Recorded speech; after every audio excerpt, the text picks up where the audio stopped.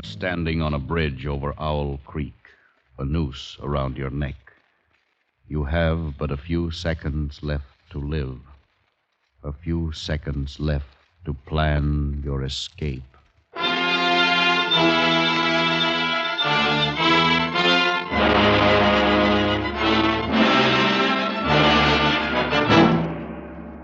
Escape, produced and directed by William N. Robeson, and carefully contrived to free you from the four walls of today for a half hour of high adventure.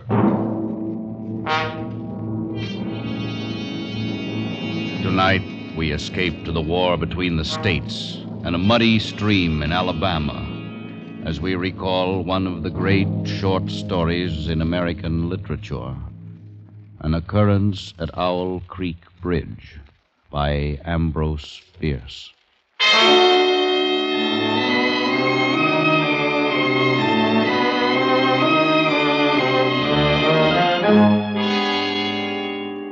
A man stood upon a railroad bridge in northern Alabama, looking down through the ties at the swift water 20 feet below. The man's hands were behind his back, the wrist bound with a cord. A rope closely encircled his neck. It was attached to a stout cross timber above his head, and the slack fell to the level of his knees. He watched a piece of dancing driftwood racing down the current beneath his feet. He thought, if I could just free my hands, I might throw off this noose and dive into the creek. If I swam underwater, I'd be safe from their bullets. If my wind held out, I could make the southern bank, take to the woods, and get away home. Peyton Farquhar, Alabama planter, stood at the end of a plank. A captain of the Union Army and a sergeant stood at the other end. When they stepped aside, the plank would tip upward, and Peyton Farquhar, Confederate spy, would slip between the ties to hang above the muddy water of Owl Creek until dead.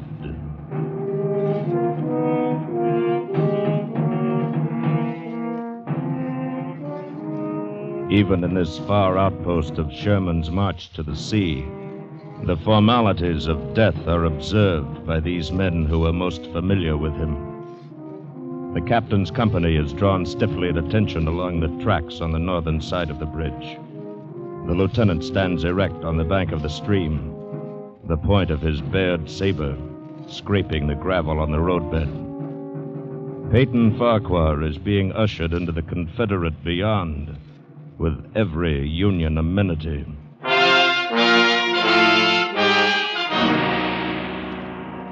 The captain stands aside. Now only the weight of the bulky sergeant counterbalances Peyton Farquhar at the end of his thin board. They say that this is a moment when all the past events of your life tumble into your memory. But how could anyone know?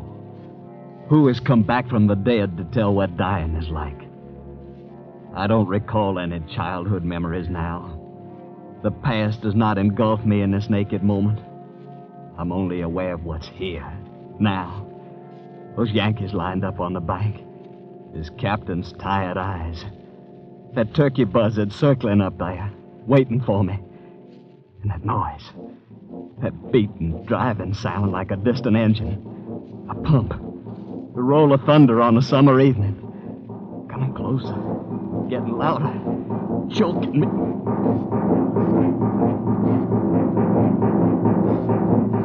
It's your heart, of course, that you hear, stepping up its cadence, pounding under the forced draft of fear. Now you see nothing, remember nothing, sense nothing, but this strangling, suffocating beat of your own heart, throbbing its final protest. You stand there, erect. The work is nearly at an end now. The captain draws his sword, flourishes it to a carry, sings out a command. Company! Parade! Rest! The men on the bank smartly spread their legs, thrust hands forward over the rifle barrels. The sergeant on the end of the plank takes one step to the left. The plank tips forward. And Peyton Farquhar drops between the timbers of Owl Creek Bridge.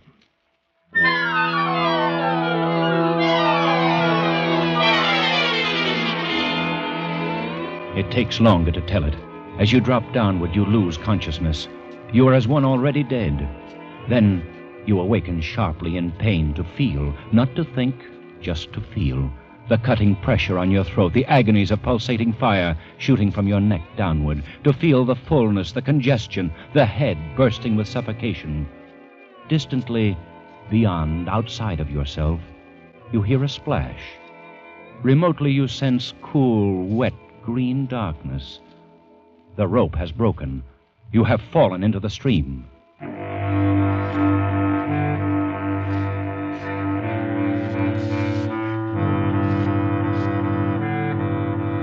Now thinking returns slowly. You know for the moment you are safe from drowning because the rope around your neck tightly keeps the water from your lungs. Then I shall die hanging at the bottom of a river. And that's absurd. If I could get my hands free. I must get my hands free. Come, Peyton. They can't lick you. Try again. Once more. Good boy, the rope's given. Again. Try once more. That does it, my boy. Now, the rope around your neck. You must breathe when you come to the surface. You must breathe quickly. For if they haven't hanged you and they fail to drown you, you can't let them shoot you. Loosen that rope around your neck. You must get it loose. Now.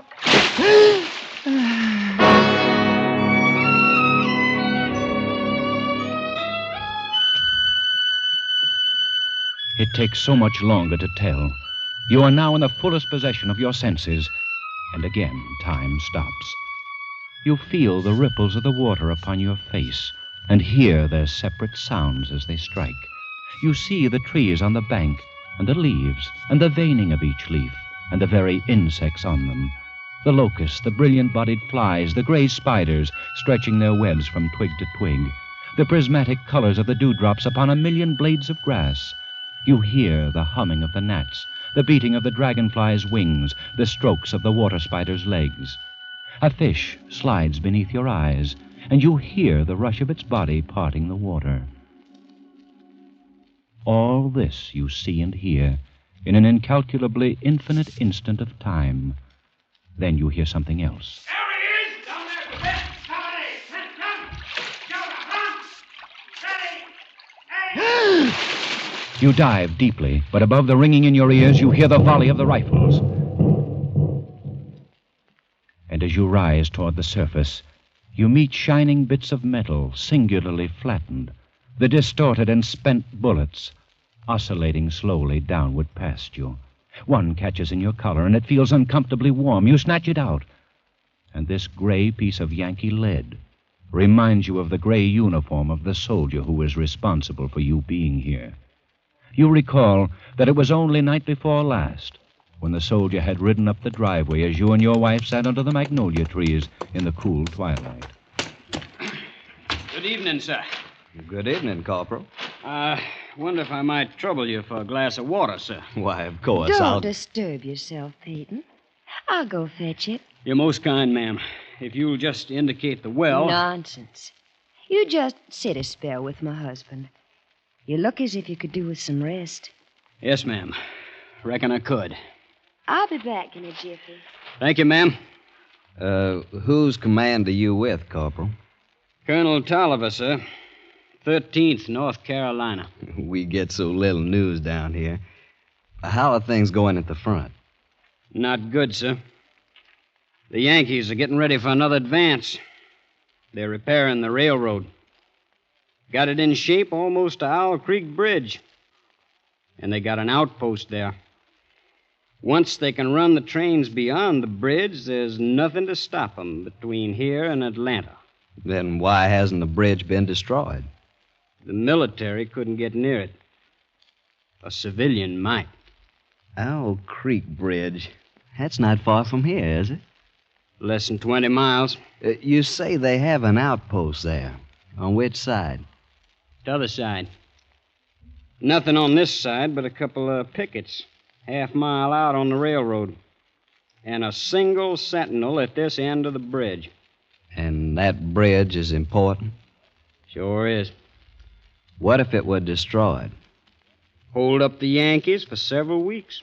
Suppose a man, a civilian like myself, should elude the picket post and get the better of the sentinel. What could he accomplish? Well, I was there a week ago, just before we had to pull out. There's a heap of driftwood come down in last winter's flood and caught on the trestle at this end. Looked mighty dry and tendery to me. I see. A fellow with enough gumption might get through and set fire to it. It ought to burn like tow. Yes, it should. Of course, a fellow'd have to have plenty of gumption. The Union commander's promised to hang any civilian caught fooling around the railroad. Here's your water, Corporal. Right out of the spring house. Thank you kindly, ma'am.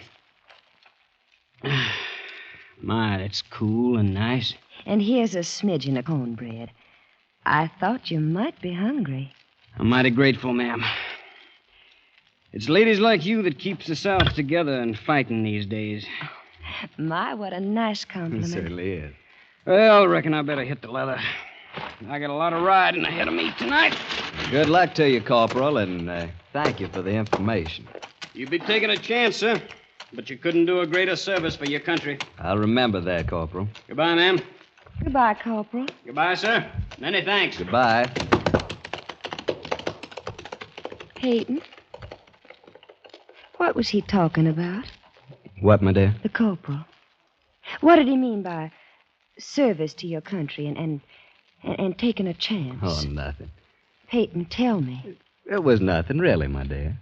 Peyton Farquhar, if you're fixing to take any chances for our country, I want to know about it. Now, you just speak your piece.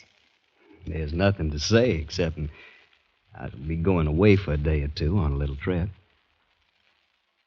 Is it dangerous, Peyton? Not very. You'll be back. Yes, my dear. I promise you, I'll be back.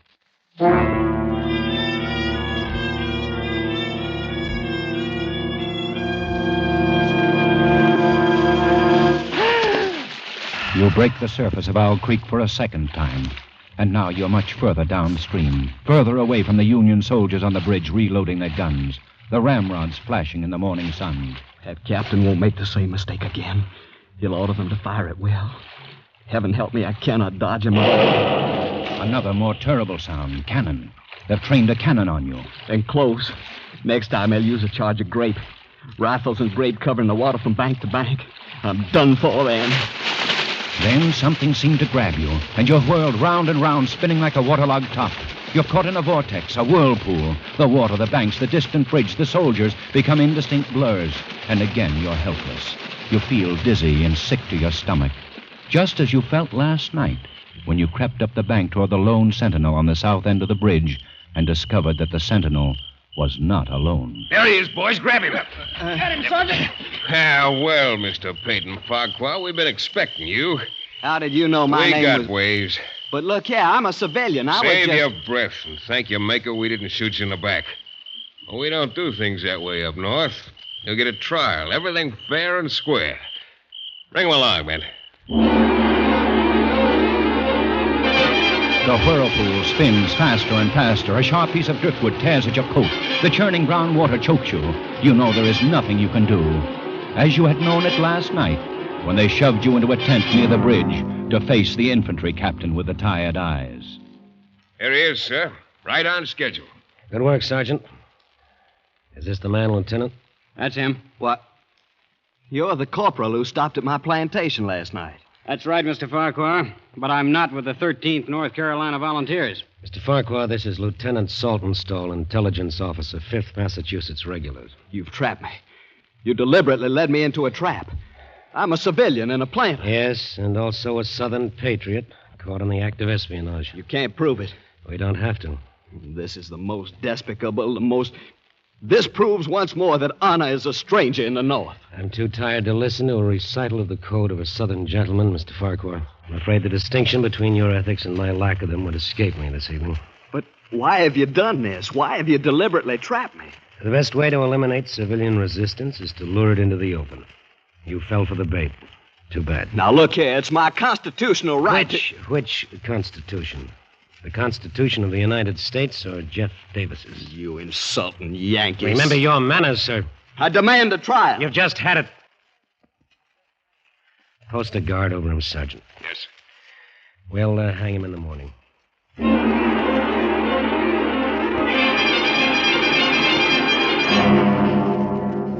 Something tears at your face, scratching, and you realize that the whirling has stopped.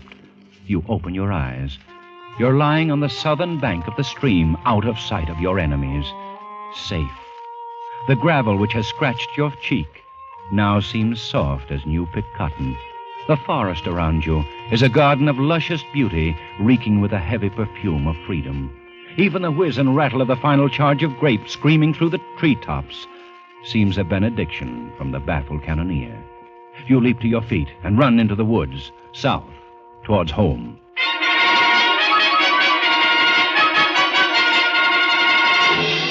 Your neck is swollen and throbbing with pain. You carry it cocked toward your left shoulder as you push through the matted brush. All morning you tear your way through the undergrowth. Your jacket is tattered and your face crisscrossed with bloody scratches from the brambles. Every few moments you stop. You stop to listen for the sound of dogs, but all you hear is the sleepy buzz of the forest. And the blood throbbing through your heated brain brings another thought, which is an insult. No dogs. You are not even important enough to the Yankees for dogs.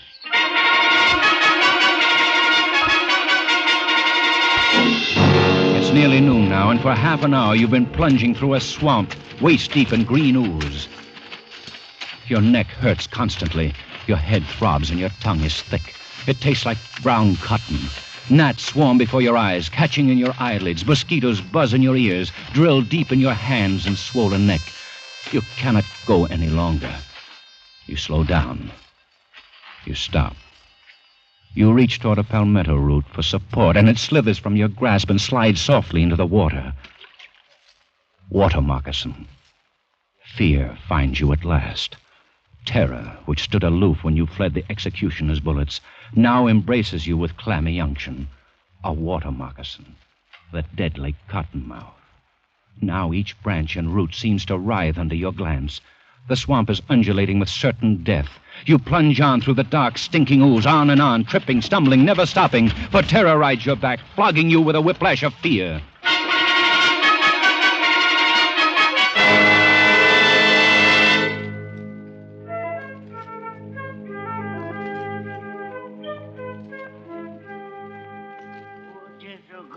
Master Peyton, fiddle's a fiddle and jig time. You just drink this here yop tea, Master Peyton. Thank you. Thank you. Jethro. Yes, sir, Master Peyton. What are you doing here? I live here. You live... Where am I? What happened? I was paddling my dugout home through the swamp with a mess of catfish. I sees you lying out there on the bank in front of my cabin. Jethro, I heard... I thought you were dead. Of course you thought Jethro was dead. You knew he had consumption when you sold him. You knew he couldn't last long, and he wasn't earning his keep. His wife and his daughter had carried on some at first, but after a while they calmed down. And last you'd heard, Jethro was dead. You thought I was dead, Master Peyton? Why, sir, don't you know what's happened to me? I'm free. I'm free at last. So, news travels fast. Even in the middle of this backwoods swamp, this lonely black has heard of Abe Lincoln's traitorous Emancipation Proclamation. And they believe it with the faith of children. Yes, sir, I'm free.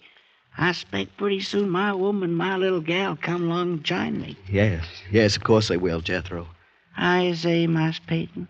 Is they well? Yes, indeed, they're both fine. Your daughter's growing into a young beauty. Miss Farquhar's brought her into the kitchen, beginning to train her for the house. Well, what do you think of that? And my woman, she still sings pretty? Yes, Jethro. Sundays at meeting time, we can hear all the way up to the big house. That woman's voice is prettier than all the angels. Jethro, I don't know how to say this, but I really was sorry about having to sell you. But there wasn't anything else. I understand, Master Peyton. Don't pay it no mind. I done forgive you long ago. You have? Sure. Don't the Lord tell us to forgive those who trespass against us? Don't the Lord promise us we shall be free? Don't you worry none about my Peyton. Here now, quiet that spot. Quiet, Chigga, quiet you. Must have heard Razorback in the brush. No, sirree. Look, Mas Peyton. There's a horse coming down the road. A horse? Look there. Soldier. One of our soldiers, Corporal, look like. Jethro, you got to hide me. Why's I got to hide you, Mas Peyton? Don't ask so many questions, you insolence. Mas Peyton. You forget, I'm free now. Well, then, as an old friend of mine, please don't ask any questions. Just hide me. Don't tell that soldier anything. Well, sure. I reckon I can do that for an old friend, Mas Peyton. Here. You get down on this here bed. That's it. Put the covers over the side. There you are. Snug as a tick in a rabbit's ear. Remember, don't tell him anything. Have you come this far just to be turned in by a wool-gathering black who talks crazy?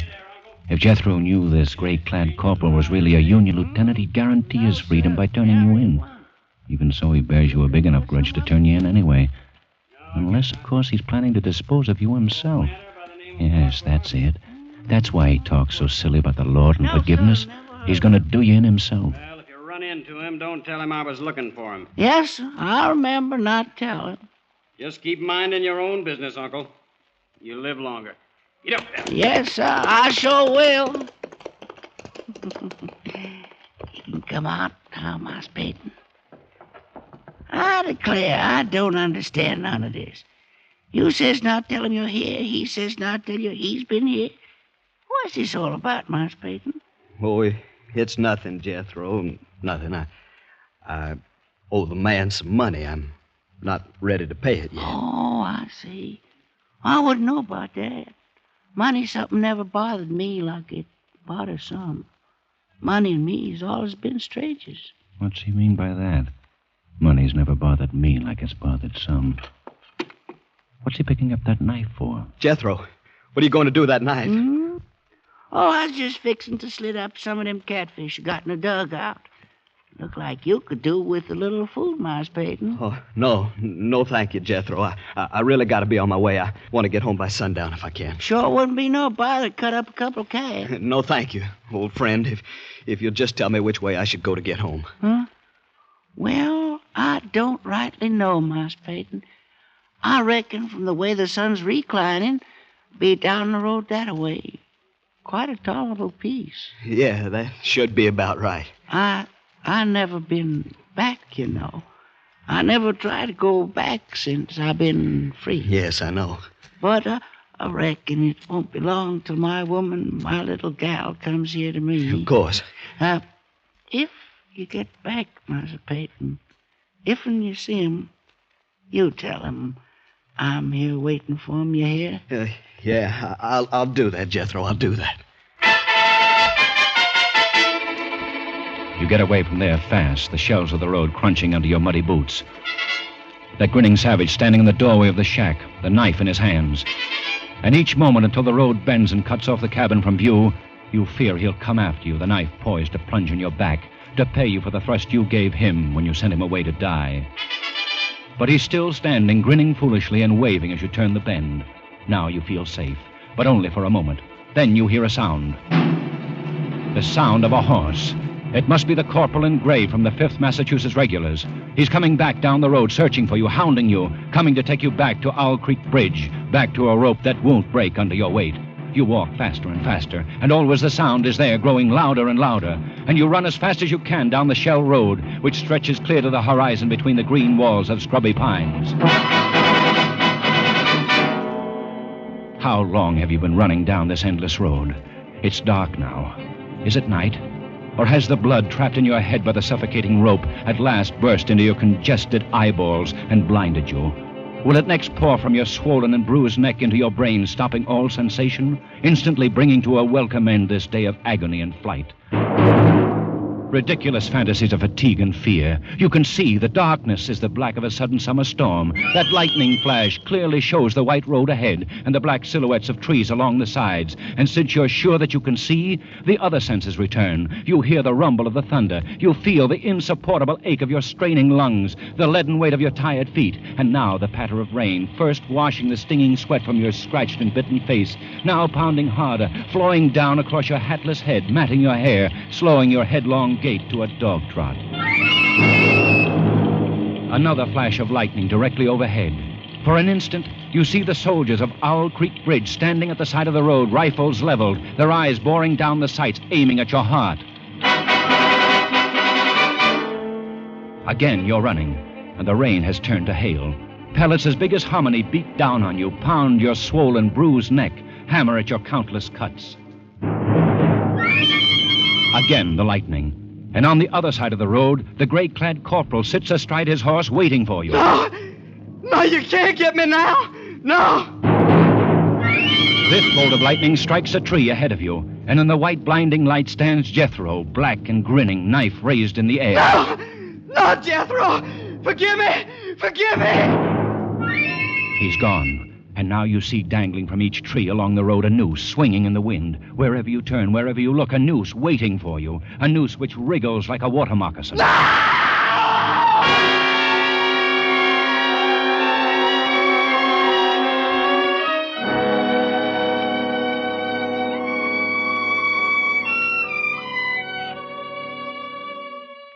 You are standing on the green lawn of your plantation before the high-columned entrance.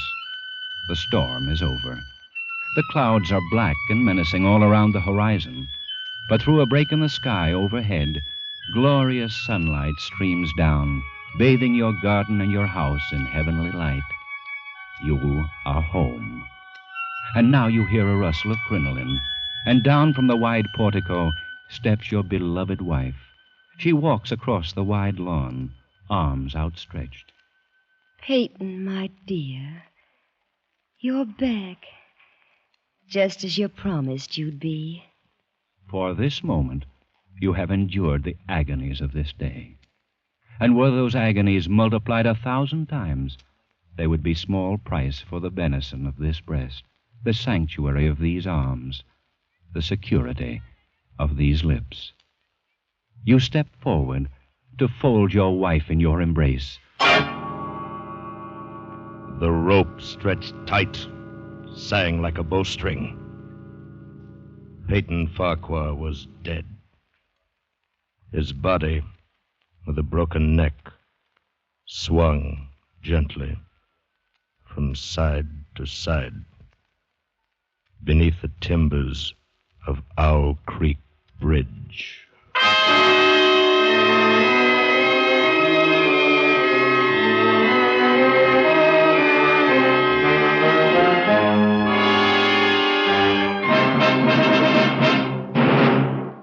Escape is produced and directed by William N. Robeson, and tonight brought you An Occurrence at Owl Creek Bridge by Ambrose Bierce in a radio adaptation written by Mr. Robeson.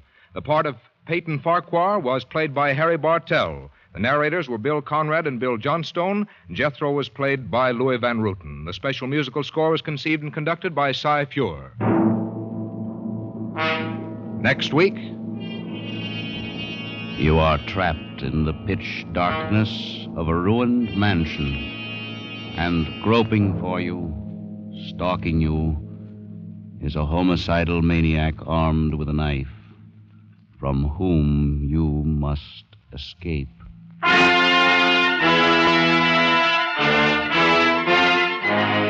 next week, we escape with Joseph Hergesheimer's gripping story, Wild Oranges. Good night, then, until this same time next week, when we again offer you Escape. This is CBS, the Columbia Broadcasting System.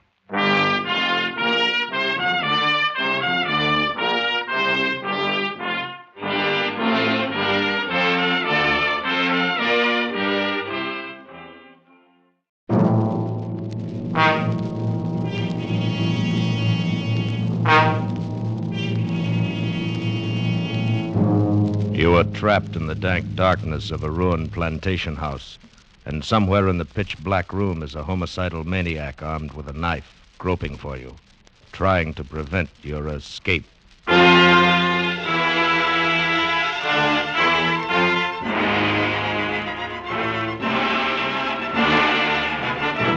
Escape, produced by William N. Robeson, directed tonight by Richard Sanville, and carefully plotted to free you from the four walls of today for a half hour of high adventure. Tonight we escape to a deserted sandpit off the coast of Georgia, where terror stalks under the Spanish moss, as Joseph Hergesheimer tells it in Wild Oranges.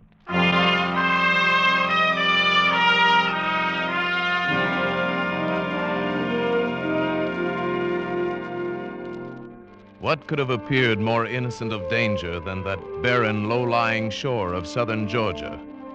What could have seemed less laden with terror than that lovely little cove, so tranquil and well-sheltered, so warmly bathed in late afternoon sun as we dropped the anchor of our ketch and prepared our mooring? And yet there was something. First it was an odor of a grove of wild orange trees in late bloom, growing defiantly amid the tangled undergrowth of the shore. The scent was strong and exotic and heady, and as I smelled it, I felt a vague uneasiness. Then as I watched the shore and Halvard, sole member of my crew, furled the sails, the mirror of the cove was shattered by a movement. First I thought it was a fish leaping and playing in the water. Came round a spit of land from an inner bay, and then Halvard was beside me. That's queer, sir. Huh? I would have bet there was nobody within miles of here. But there's someone swimming. Oh? Yes. It's a girl. Aye. She'll be surprised when she discovers us, no doubt. And embarrassed. Oh, she swims well, doesn't she? As if she's been born in the water. Yeah, that she's seen us. Yes. Now she's running away. That sprint would win an Olympic race. Wonder what she's doing here, where she comes from. Perhaps there. Where? Through the trees, there's a house. You can hardly see it. I spotted it a moment ago. Oh, yes, so there is. Oh, but it's a ruin. It's rotting away. No one could have lived in that since the Civil War. Well, there may be others back there. Yes, but this coast is deserted. Marked as swamp on the chart. Well, I don't know, sir. It's strange. Very strange. Yes, it was strange. And stranger still was this vague uneasiness I felt. As twilight fell, the aroma of the wild oranges was overpowering. Suddenly, without knowing why, I slipped on a jacket, went to the side and dropped into the tender. Halvard stood by to cast off. He asked no questions, and I said nothing. What could I say? I didn't know myself why I was going. I pulled the tender up on the soft sand of the beach and walked up a dim path through the orange grove. The scent of the blossoms was full of such wild sweetness that I picked an orange and tasted it. It was bitter, but of a pungence that was new and rare and strangely delicious. The dim moonlight only accentuated the ruin of the house. There were other smaller, ramshackle buildings scattered about, overgrown with weeds and creeping vines. This had once been a great plantation. Now it lay still and lifeless. Then I saw the light. Round the side where a smaller portico held off the weeds, a single doorway was framed in the pale light of an inner lamp. As I approached, I saw a shadow move across it, so swiftly, so furtively, that it was gone before I realized it had been a man. Then I saw her, sitting on the portico, rocking softly in her chair. What do you want? Nothing. When I came ashore, I thought no one was living here. You're from the white boat that sailed in at sunset? Yes, and I'm returning immediately. It was like magic. Suddenly, without a sound, you were anchored in the bay. I've robbed you, too. Some of your oranges are in my pocket. You won't like them. They've run wild. We can't sell them. They have a distinct flavor of their own. I should be glad to have some on my boat. All you want. My man will get them and pay you. Please, don't. Oh, Nicholas attends to that. Won't you sit down? My father was here when you came up, but he went in. Strangers trouble him. Oh, I should be getting back. I'm sorry to have disturbed you and your father. No, it was nothing. Good night, then. Good night. That was all. A fragment of commonplace conversation, but it was enough. Now the uneasiness I felt, the strangeness of this place took shape for me. I saw it in her lovely, fragile face. I heard it in her voice. There'd been a hidden terror, a terrible, controlled fright that approached hysteria. There'd been a warning in it, and something else, a plea. By the time I got back to the boat, I was completely unnerved, and Halvard made matters worse. You find anything, sir? There are people living there. Well, there'll be water then. Maybe we could stay here a couple of days, huh? What do you mean? Well, this is good anchorage, sir. I'd like to unship the propeller, and the topside could do with a coat of varnish. No, we're going on south. Aye, sir. No, wait, Halvard. Of course, you're right. We need a couple of days' work before we head into blue water. We'll do it here.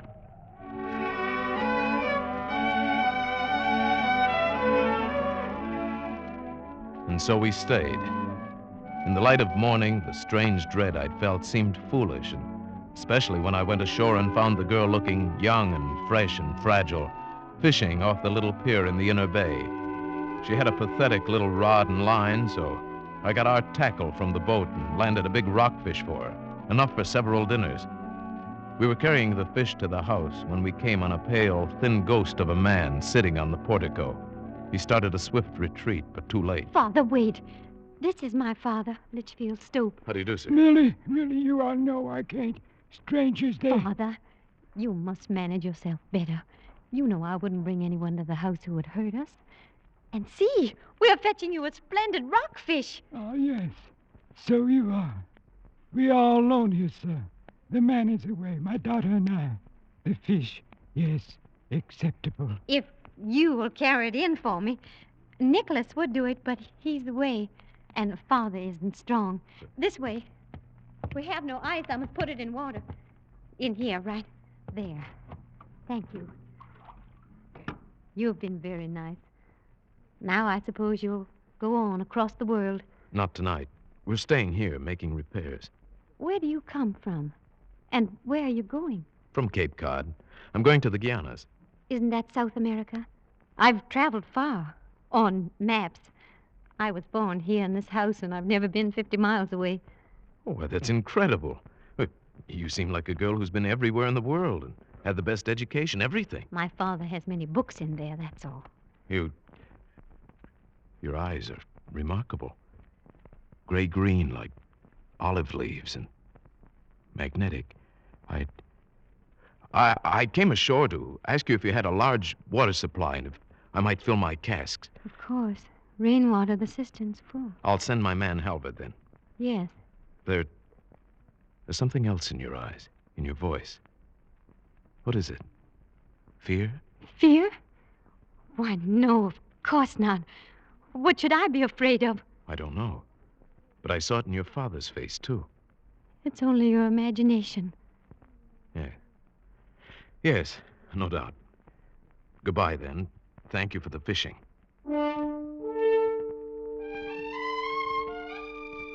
Strange how this girl should upset me so. I tried to resist, but that evening I found myself going back to her. Tying the tender to the little pier, I watched as she came to meet me. I'm glad you came. The fish waited... Oh, don't tell me. I'd rather not know. I might be tempted to mention it in the future, and I'm sure it would sound like a fish story. But it was imposing. Nicholas waited. He's our man. He's back. Let's stay here, by the sea. It's so lovely in the moonlight. All right. Oh, yeah, it is nice here. I lied to you today about fear. I suppose I am afraid. I suppose my father has passed some of his fear on to me. Why is he afraid? Well, that's a long story, going back to the First War. Please tell me. Well, he was a young man then, and he didn't go to war. It wasn't that he was a coward exactly. He just couldn't adjust to it mentally. People mocked him, laughed at him, and threatened him. That's when a sort of perpetual fear started. He ran away. He met my mother and married her. They came here. None of us has ever left this lonely place. Never will, perhaps. Your mother? She's dead. Loneliness killed her. Perhaps it's no wonder that I sound timid or afraid. Perhaps I am. Aren't you lonely, too? I don't know anything else. But what about you? Who are you that you go sailing about the world with only your sailor for company? Oh, I'm nobody. My name is John Woolfolk. And you do nothing but sail about the world? Nothing. Why? Well, let's say I don't like modern society. Let's say I don't like entanglements. I see. Oh, I didn't mean... You needn't apologize. I envy you your freedom. I sit here a great deal and watch the ships far out there on their water roads. You are enviable. Sailing where you like. Safe and free. Safe and free. There is something more than you've told me. More behind the fear in your voice. No. But perhaps I can help. No, please. What's that? It's Nicholas! Blowing on the conch. I've got to go in. I'll come with you. No, please. No, don't come. You'll be going soon. Tomorrow, perhaps. Then, goodbye. Goodbye.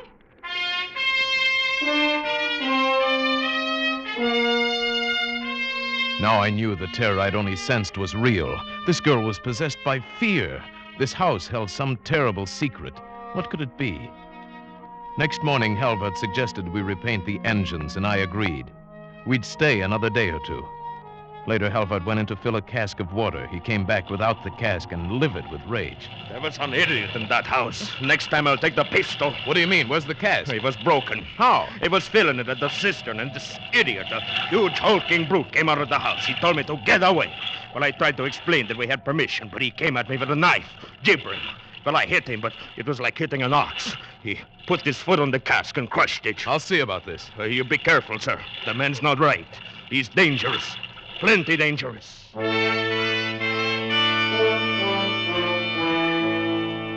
I went ashore and around to the back door of the house. Millie wasn't in sight, and when I knocked, a lumbering giant with pig-like eyes came to the door. What do you want? I take it you're Nicholas, the man who broke my water cask. It was full of our water. I'm not going to argue with you.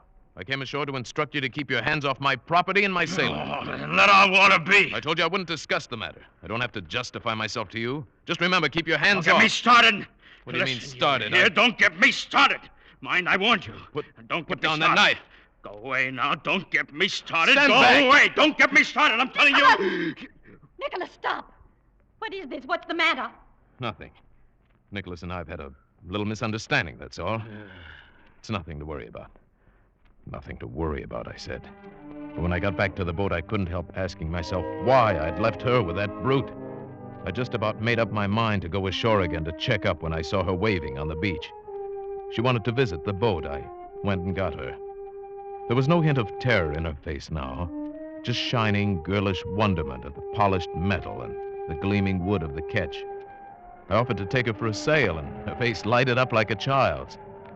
But when we reached the heavy swells outside the reef, her face got white, and she froze. It's so big.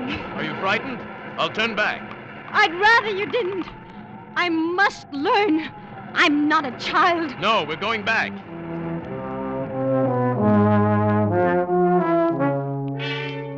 Before we got to the anchorage, her panic was almost out of control. But safely moored once more, she calmed slowly and said, How strange. To be forced back to this place I loathe by my own cowardice. It's not cowardice. The sea is frightening to those unused to it. Come, you must forget it now. Halvard will have tea for us in a moment. How do you like our boat? It's quite wonderful. Have you nothing else to care for? No place or people on land? None. And you're satisfied? Hardly. All the things most men value were taken from me in an instant. Can you talk about it? I haven't for 12 years. Not to anybody, but now, yes, I think I can. You see, we were just married. Only a few days, and we were very, very happy. Then, in one instant, she was dead. It was a silly, stupid accident thrown from a horse, without rhyme or reason. So you left everything, taking your revenge on the world. You could put it that way, I suppose. I simply don't want to take a second chance to become involved and be hurt. But that's living. To be hurt. Do you think you can escape so easily? I don't know. Oh! I must go. Father will be waiting. Why so suddenly? There's... Oh, yes, I see. That's Nicholas on the beach looking out here, isn't it? Yes, dinner will be ready. Why do you have a servant like that? That man's dangerous. You mustn't say that. Please don't. Just take me in, please.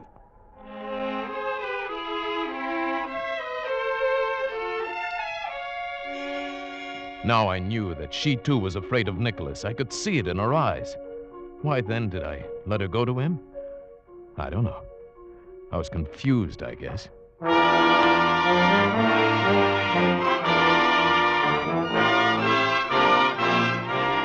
That night a storm broke, a raging wind and rain, and to match my tortured mood. I hardly slept. Her face was always before my eyes, and by morning I knew that I must do something. I rode the tender in through a drizzling rain.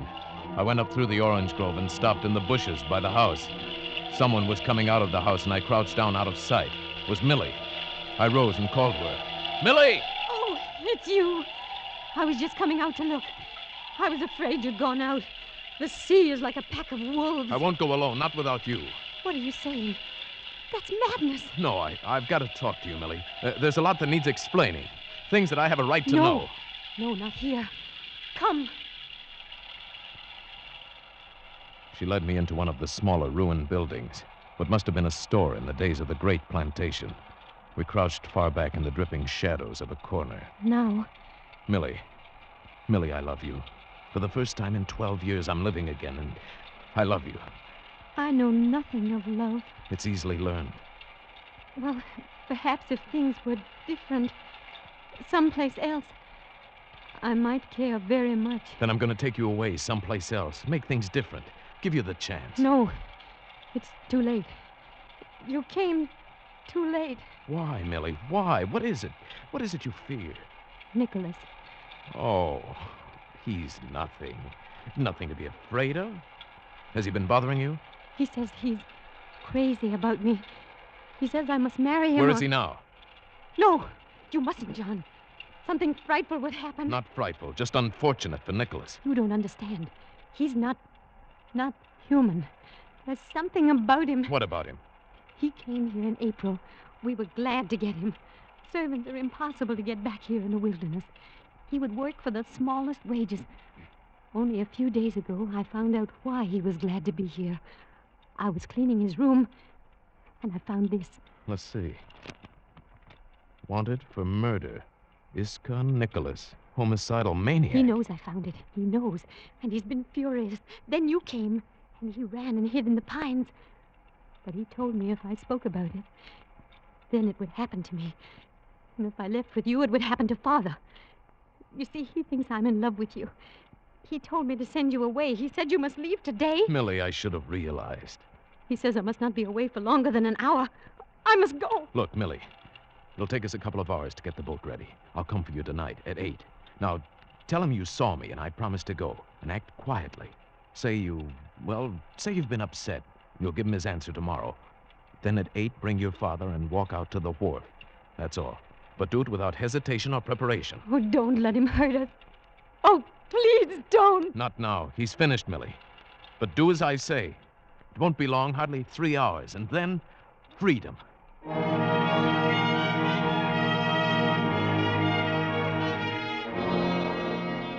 Now that I knew, now that there was to be action, I felt better. Halvard and I got the ketch ready for sailing, and 8 o'clock we tied it up to the little pier. The storm had abated slightly, but it was still raining. I got up on the dock and waited for Millie. 10 minutes passed, then 20. Something was wrong. I told Halvard to wait there with the tender. Then I walked slowly up to the house. It was dark. I went up to the side portico to the heavy door. A tiny crack of light showed under it. I pushed it open. The light came from a parlor to the right. I looked in. On the floor lay a body. Old Litchfield Stope. He was dead, crushed. His arm twisted grotesquely under him. There was not a sound in the house. Slowly I walked through the downstairs rooms. Nothing. Then back in the hall I heard a slight creak. Upstairs someone had moved. Was it Millie, alive? Or Nicholas, lying in wait?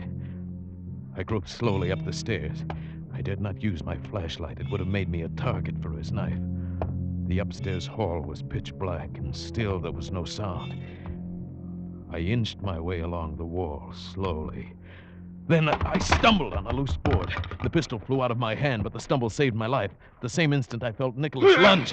Heard the knife sing past my ear and thud into the wall. Felt his great bulk smashing on my shoulders. My gun was somewhere on the dark floor. His knife was embedded in the wall. Now we were grappling hand to hand, rolling on the floor, kicking, tearing, gouging, crushing.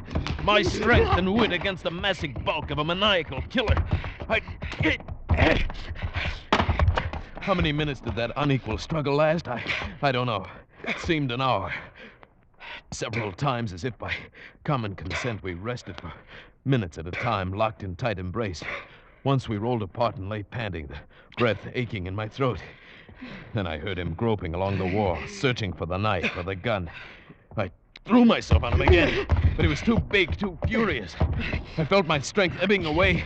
His fingers were closing over my throat. With one last effort, I tried to throw him off, to roll him over.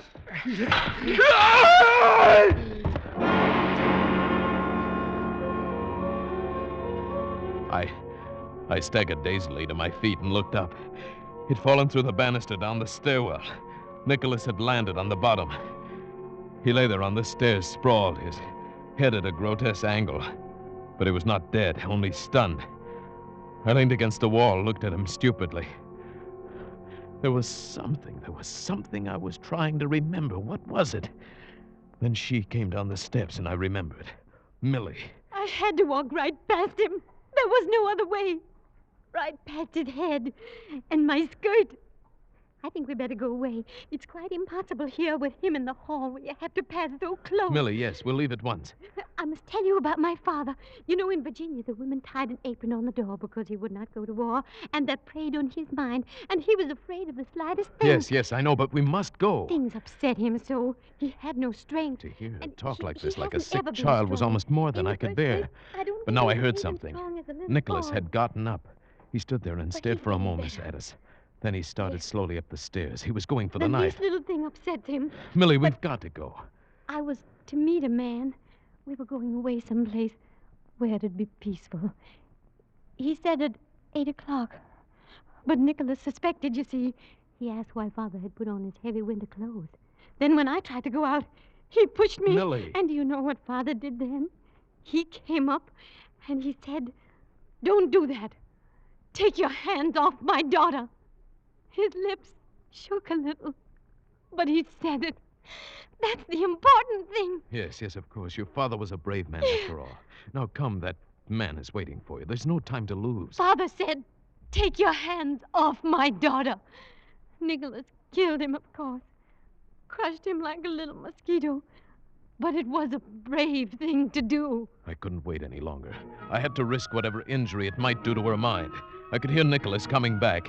I swept her up in my arms and carried her out into the night, down the path to the little pier.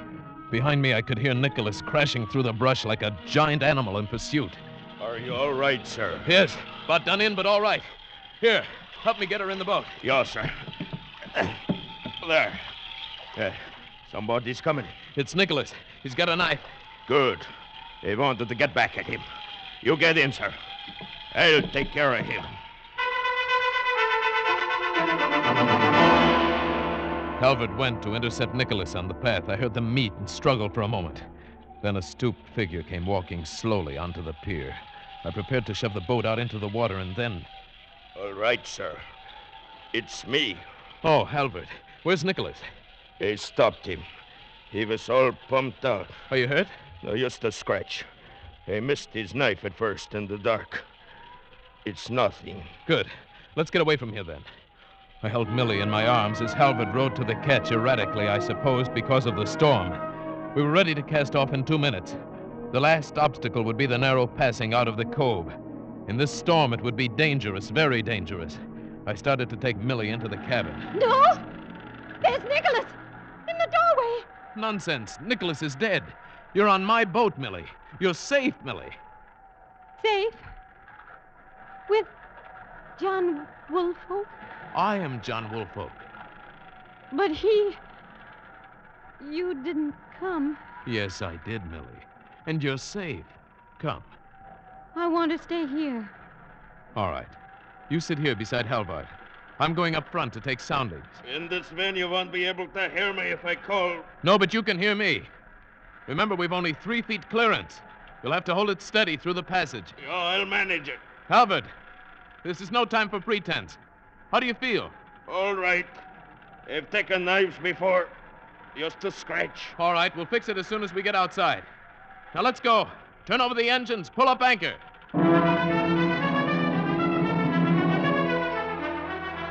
The boat headed into the tearing wind of the storm, sped swiftly toward the narrow inlet. A foot too far on either side, and we would hit. In this sea, that would mean death for us all. I stood far up on the bow, taking soundings, feeling out the passage. Fore! The howling wind carried my call back to Halvard. The boat veered. I realized he must have lost a lot of blood. Halvard! Halvard, steady her! Slowly, haltingly, it came around. 3.5! Steady now! But it was anything but steady. The boat waved and swung as if an amateur hand were on the wheel. In a moment, we might hit. 3.25! We were in the passage. Hold steady, Halvard! Steady! For just another moment. Just one moment. 3.5! We're through! Good boy, Halvard!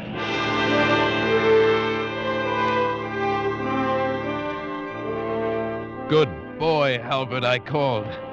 But when I went back, it was not Halvard at the wheel. It was Millie. Millie, her hands steady, her eyes washed clear of any madness. Millie with a tight little smile on her face, but no fear. And Halvard lay rolling with the swells in the bottom of the cockpit. I'm afraid he's dead, John. He was wounded worse than you thought. Halvard dead? He told me to take the wheel. Said it was life or death. Then he slid down like that. When? When was this? Back there in the passage. Just when you said 3.5. I'm afraid I wasn't very good. But I held on. Oh, Millie, you were wonderful. No, not yet. But I'll learn, John. I'll learn.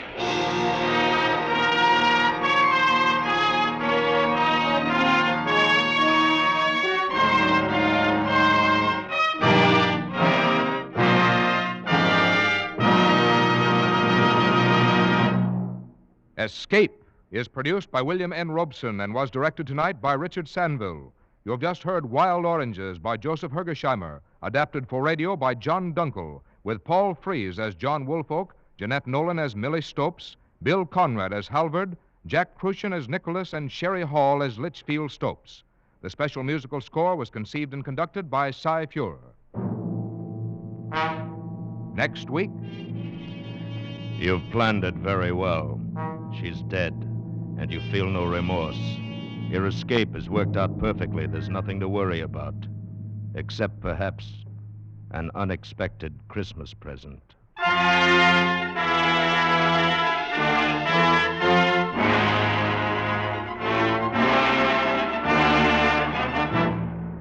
Next week, we escape with John Collier's grim story, Back for Christmas. Good night, then, until this same time next week, when once again we offer you Escape.